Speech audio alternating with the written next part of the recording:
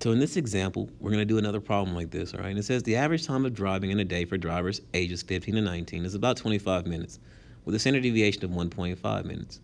If a sample of 50 of these drivers are selected, what is the probability that the mean amount of time spent driving each day is in between 23.7 and 24.9? So the first thing, again, I'm looking at for a sample size, and I see my sample size here is 50. What's special about 50 is that it is greater than or equal to 30, so by CLT, we're talking about the mean amount of time these drivers spend, so we're talking about an X bar. X bar follows a normal distribution with a mean of the population. They tell me that the average time spent is 25 minutes, and the standard deviation is 1.5 minutes. But remember, we have to divide this by the square root of the sample size, which in this case is 50. And so when I clean that 1.5 up by 50, by the square root of 50, I get this value right here is just 0.212. So now I'm going to draw, I want to find the probability that a person is in between these two values here. So I want to find the probability that my X bar falls in between 23.7 and 24.9. And so in my so I'm going to draw a picture, draw a curve, because I know it's approximately normal because of CLT. And I know the mean of this particular curve is 25 minutes, which means that 23.7 is on the left of it, and 24.9 is also on the left, like this.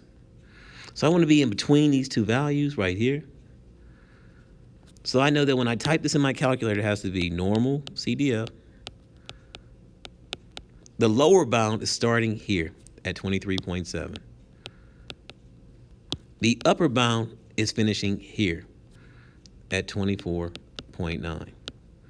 I know my mean is at 25, and the new standard deviation that we calculated a second ago is at 0.212. So I'm going to type those in my calculator. And when I do this, I get a value for this of 0.319.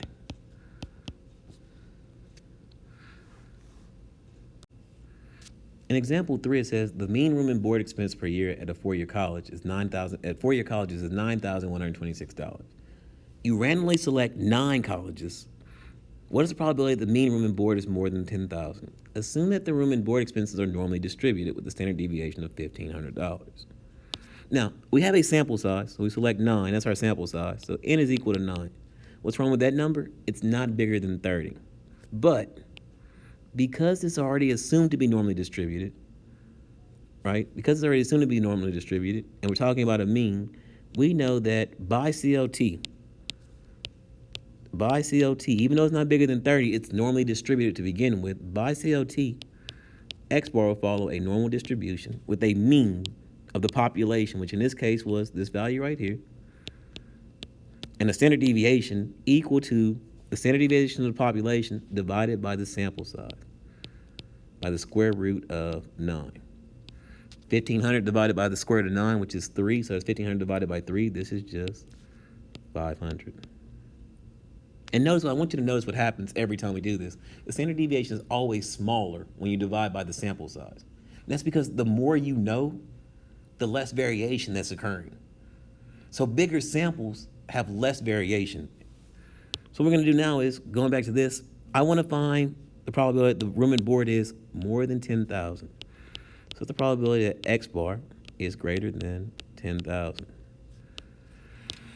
So I'm going to do this. I'm going to draw a normal curve.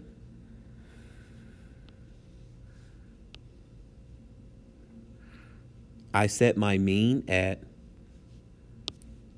9126. 10,000 is on the right of that.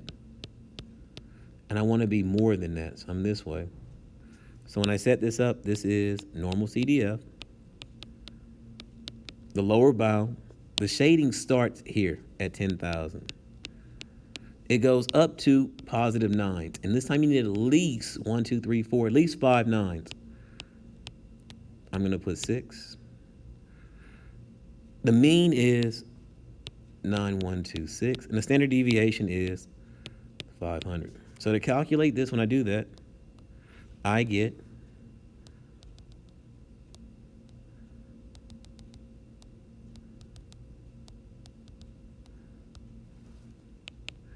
0.04. There's a 4% chance of getting that.